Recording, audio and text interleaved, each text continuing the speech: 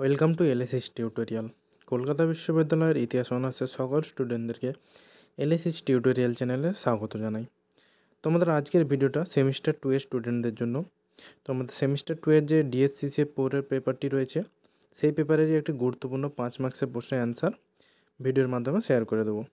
Already আমি তোমাদের CC 3 এর অ্যান্সার পোস্ট করে দিয়েছি এবং সিসি 3 এর সাজেশন লাস্ট পোস্ট করে দিয়েছি এবং লাস্ট মিনিট সাজেশনও পোস্ট করেছি। তা তোমরা যারা এখনও চেক আউট করোনি অবশ্যই প্লেলিস্টে গিয়ে চেক আউট করে নাও।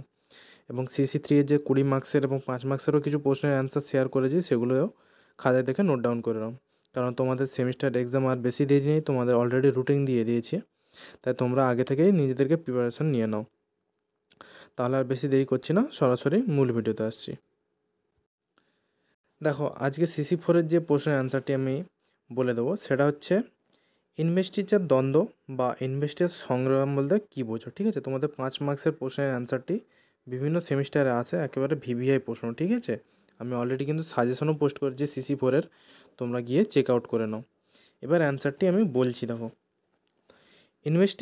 ইনভেস্টিচার ছিল মধ্যযুগের ইউরোপে সামন্ততান্ত্রিক ব্যবস্থায় প্রচলিত একটি অনুষ্ঠান। এই অনুষ্ঠানে নতজানু হয়ে সামন্তপ্রভুর কাছ থেকে ভ্যাসাল তার স্বীকৃতি বা অধিকার গ্রহণ করত। 1073 সালে সপ্তম গ্রেগরি পোপ পদে আসীন হওয়ার পরে পোপতন্ত্রকে খ্রিস্টান জগতের সর্বোচ্চ ও শ্রেষ্ঠ প্রতিষ্ঠানে পরিণত করার প্রয়াসী হন।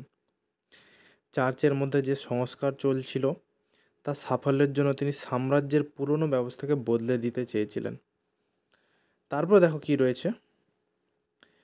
পোপ সপ্তম গ্রেগরি চার্চ তথা পোপতন্ত্রকে সর্বপ্রকার লৌকিক নিয়ন্ত্রণ মুক্ত করতে সমাজের আমূল পরিবর্তন, চার্চের বিশুদ্ধকরণ ও সর্বপ্রকার কুপ্রথা দূরীকরণের কর্মসূচি গ্রহণ করেছিলেন। সপ্তম গ্রেগরির উল্লেখযোগ্য পদক্ষেপ ছিল ইনভেস্টিচার বা অভিষেক অনুষ্ঠান সংক্রান্ত বিষয়ে পদক্ষেপ। কেবল তত্ত্ব প্রচারের মাধ্যমে 1075 অব্দে সপ্তম গ্রেগরি সামন্তপ্রভু কর্তৃক যাজক সম্প্রদায়ের ক্ষেত্রে ইনভেস্টিচার প্রথা সম্পূর্ণরূপে নিষিদ্ধ করেন। আর এই ঘটনাকে কেন্দ্র করেই পোপতন্ত্র ও রাজতন্ত্রের মধ্যে দ্বন্দ্ব শুরু হয়, যা ইনভেস্টিচার দ্বন্দ্ব নামে পরিচিত।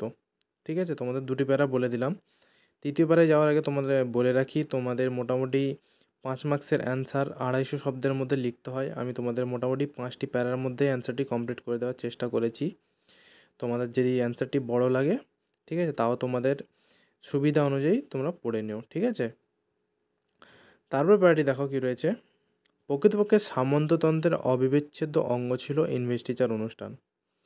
যখনই কোনো সামন্তপ্রভু ভ্যাসালের বিশ্বস্ততা ও আনুগত্যের প্রতিশ্রুতি গ্রহণ করতেন, তখনই অনুগৃহীতের পদ হিসেবে ও দাতার পরিচায়ক হিসেবে পতাকা, দণ্ড বা সনদ ইত্যাদি দান করতেন।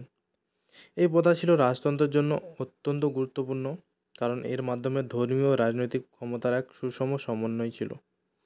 1076 অব্দে সম্রাট চতুর্থ হেনরি পোপ পদে সপ্তম গ্রেগরি নির্বাচন বাতিল করলে ইনভেস্টিচার সংগ্রাম আরও জটিল হয়ে উঠেছিল।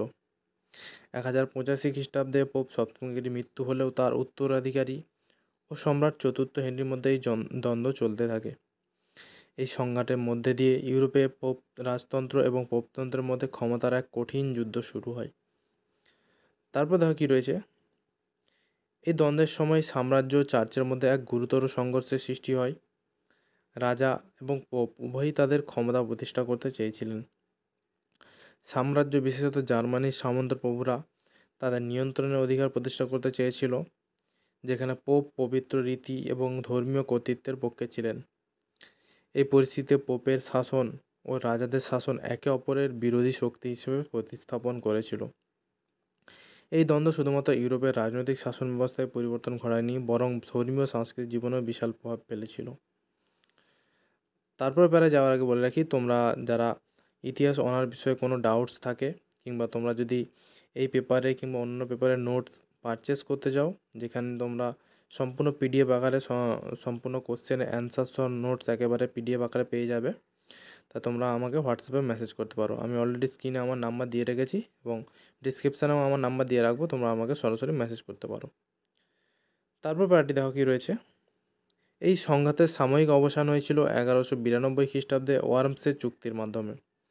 সুতরাং বলা যেতে পারে যে ওয়ার্মসের চুক্তি দ্বারা অর্ধশতক ধরে চলা পোপ সম্রাটের সংঘাতের মীমাংসার ফলে ইউরোপে শান্তি মৈত্রী এক কাঙ্ক্ষিত পরিবেশ রচিত হয়েছিল। কিন্তু এই দীর্ঘ সংঘাতের পরিণাম সম্পর্কে ঐতিহাসিক বেরা লিখেছেন যে ইনভেস্টিসের সংগ্রামী জার্মানিকে অতি দ্রুত এবং সুনিশ্চিতভাবে সামন্ততন্ত্রের সর্বগ্রাসী আওতার মধ্যে নিয়ে গিয়েছিল। সর্বোপরি এই মীমাংসার দ্বারা রাজা, যাজক ও ভূস্বামীদের প্রথাগত ইনভেস্টিচার অনুষ্ঠান পালন থেকে বিরত থাকতে সম্মত হন। তাহলে আমি তোমাদের 5 নম্বরের সম্পূর্ণ অ্যান্সারটি শেয়ার করে দিলাম। অবশ্যই তোমরা খাতায় নোট ডাউন করে প্র্যাকটিস করতে থাকো এবং নিজেদেরকে আগভাগে প্রিপারেশন নিয়ে নাও। ঠিক আছে? দেখা হচ্ছে তোমাদের সাথে পরবর্তী কোনো ভিডিওতে। আর তোমরা বেশি বেশি কমেন্টস করে জানাও আর কোন ভিডিও চাও, অর্থাৎ কোন প্রশ্নের অ্যান্সার চাও, আমি দিয়ে দেওয়ার চেষ্টা করব।